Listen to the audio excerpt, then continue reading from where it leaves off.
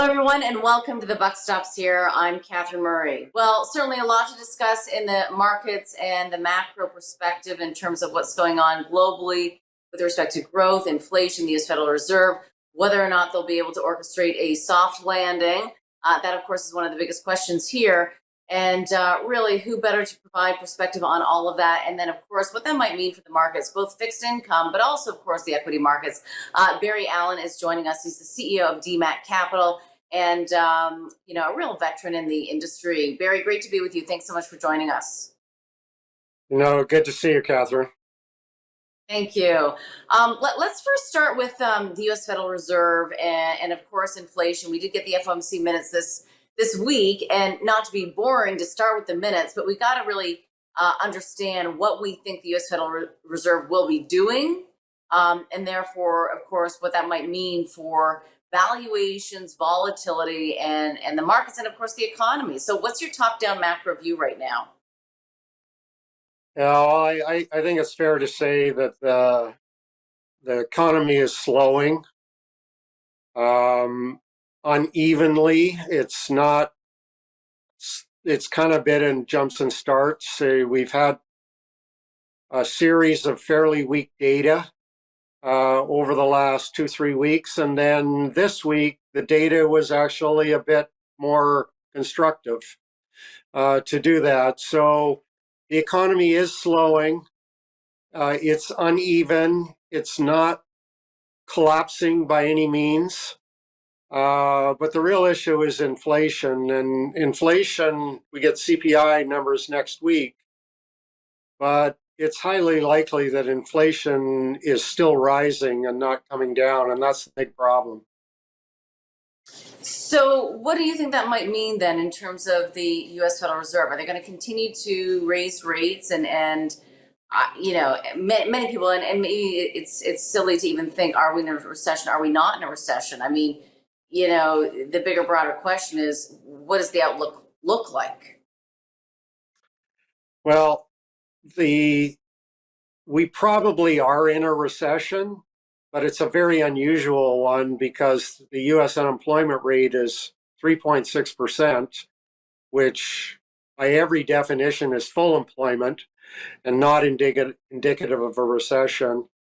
But nominal GDP, because inflation is so high, 8 to 9%, real growth might be negative, but nominal GDP is still, 8 or 7.5 or 8.5%. So it's a very unusual kind of situation. The pandemic gave us an economy and a set of data that we've never really seen before. And it's going to be, I think you're going to have a lot of volatility in the markets over the next year.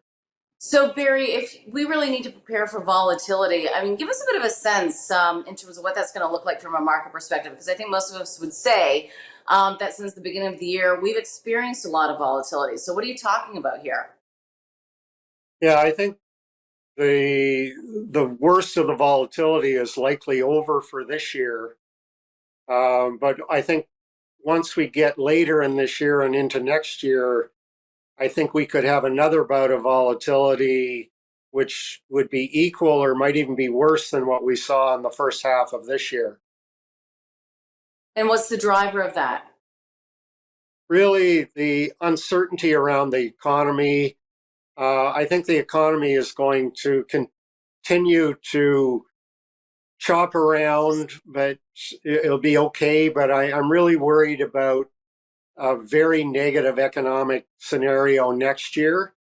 And with inflation being sticky, the Fed isn't going to be able to lower rates to zero and start printing money again, which is exactly what they did every time we had that weakness in the economy over the last 20 years. So that's going to create a lot of volatility in markets because they're not going to be able to do what we're conditioned to expect over the last 20 years. Right. And, I think that there are a lot of people who are expecting that they will actually be able to go back to the old playbook. We're going to take a quick break. When we come back, we'll discuss that a little bit further. We'll be right back.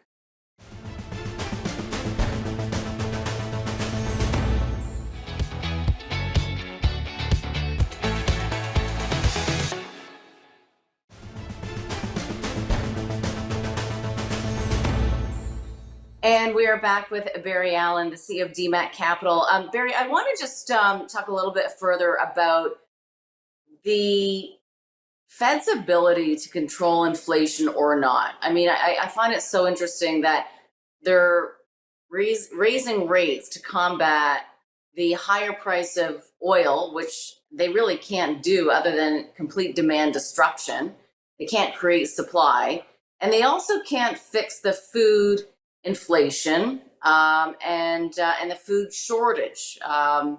So I guess the question, though, that I really have is what percent should we be thinking about in terms of food and oil is within that inflation number? And really, but like how it affects Main Street. Yeah, and I think there's a third part to that equation too, and that's labor and wages. And they can't, no matter what they do with interest rates, they can't increase the supply of labor. And it's food, energy, and labor that's 90% of the inflation we're seeing right now. And 90%? 90? pretty much, Like, yeah. okay. Because that's what's so confusing. Yeah, go ahead. And so interest rates don't affect any of those things. And even if the war ends tomorrow, you can't just take sanctions off that you've put on. And we're not going to have a crop in the Ukraine and grain wheat crops in Ukraine until next September, October. So this is very unique situation where they're fighting inflation by raising interest rates, and the causes of inflation are insensitive to interest rates. So that's not a very positive situation, or it makes it difficult to have a positive outcome to this. Right. So, but that's what, if you really sit back and think about it, doesn't make sense in terms of addressing the inflation problem, other than complete demand destruction, which Right. means a slow economy or stagflation. They do need to destruct some demand. But I think that the demand is going to destruct on its own. I think we're living right now in the period of kind of maximum pent up demand for coming out of the pandemic. And if you've traveled anywhere in the last month or so, every airport is jammed to the rafters, and they don't have staff to deal with it. And there's 3 or 4 hour waits to get out of an airport, which is crazy. And so we're just in a very kind of unique situation. I think by later this year the economy could weaken dramatically. But again, inflation's not going to really come down. So is the Fed going to be able to respond to a much weaker economy by lowering rates when inflation is still way above their target? I think they're just kind of hoping right now, and hope is rarely a good strategy. Right. Speaking of labor costs, though, we did get the U.S. and Canadian jobs numbers out this morning. We do pre-tape this. It's Friday, July the 8th. What's your read on the employment picture? Well, it's still reasonably good, but the critical part to those data numbers is there's two really important things. One is the labor force participation rate in the US actually went down. And secondly, real wages are materially negative. So wages were growing maybe 5% and inflation's at 9%. Mm-hmm. So those, even though the number of jobs created was good and the unemployment rate is at a very low rate, it's not a situation where it's setting up for better economic growth going forward. I mean, those things indicate weaker growth going forward. All right, we'll take a quick break. We'll be right back.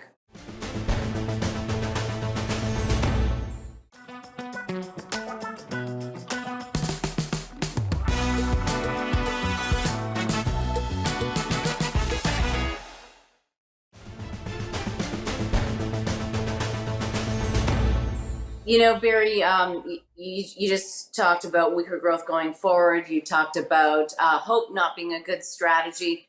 What do you think we'll see in the markets? Like, have we actually seen the worst in terms of the drawdown for 2022? I believe that's likely that, you know, the NASDAQ was down 30% and the S&P down 22 or 23%. Those are pretty significant drawdowns. And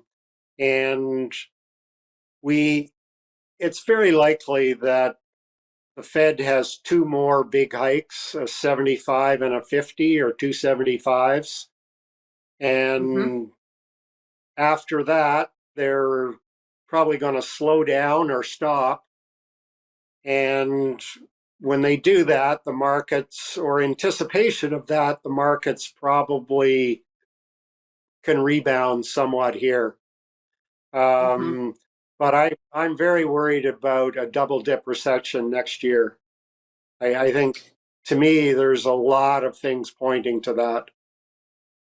What would be a couple of those factors? And it's interesting because Well, you know the economy, no one's really talking about a double dip recession. So yeah, what are you thinking here? you know, I just look at the consumer.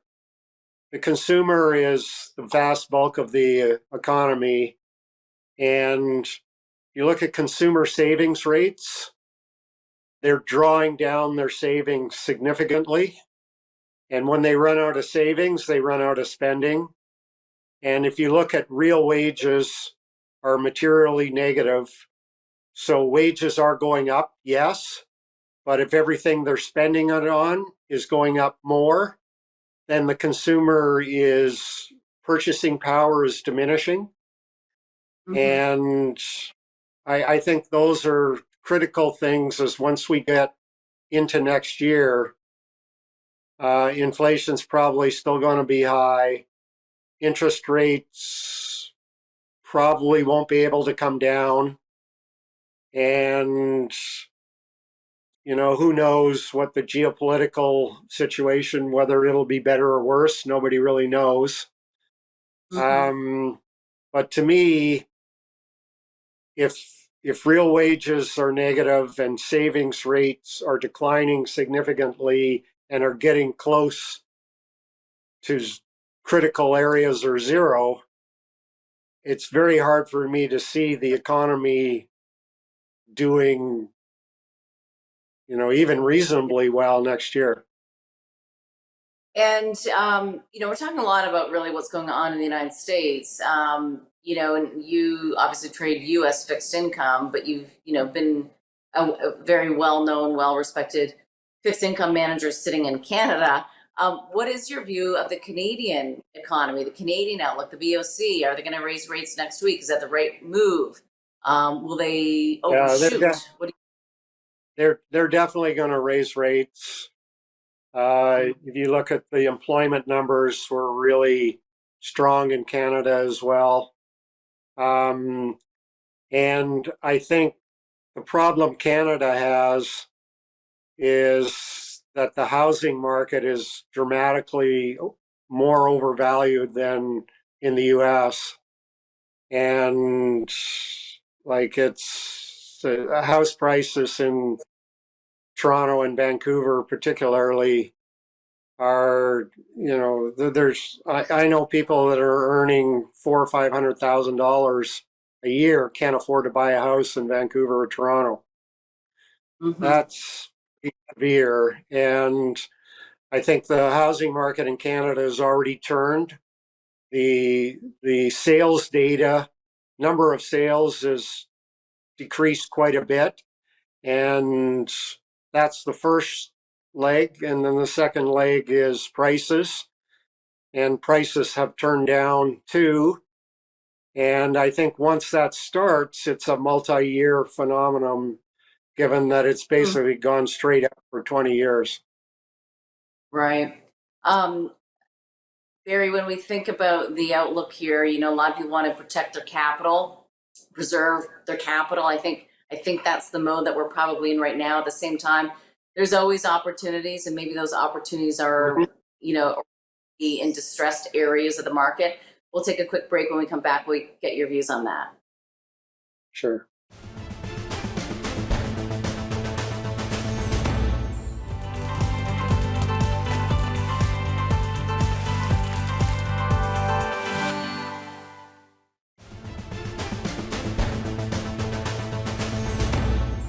Barry, we've talked a lot about the big macro picture, the outlook. It seems like it's going to be quite difficult. And as I was mentioning in the previous segment, that I think we're probably at a point where people want to preserve and want to make sure that they're preserving their capital, preserving their cash. What do you think are some of the key takeaways that you're thinking about in terms of how you want to invest, and also looking for opportunities? Yeah, when I'm looking at an environment where I expect very high volatility, you generally will have a defensive bet to your portfolio. But that doesn't mean that there isn't opportunities. And I think one of them right now, we're in the high yield bond market where reasonable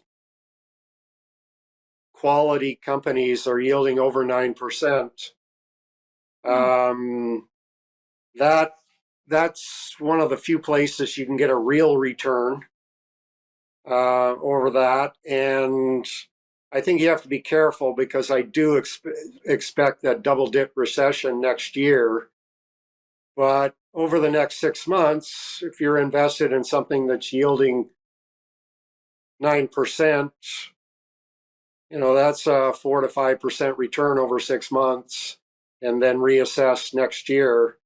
That seems reasonable to me. I think the equity market, I don't know if it's going to rebound much, but I don't think there's a lot of downside for this year, for the rest of this year, to the stock market. And there's a lot of high quality tech companies that are great businesses that don't have leverage on their balance sheet, that their stocks are down 50, 60, 70%.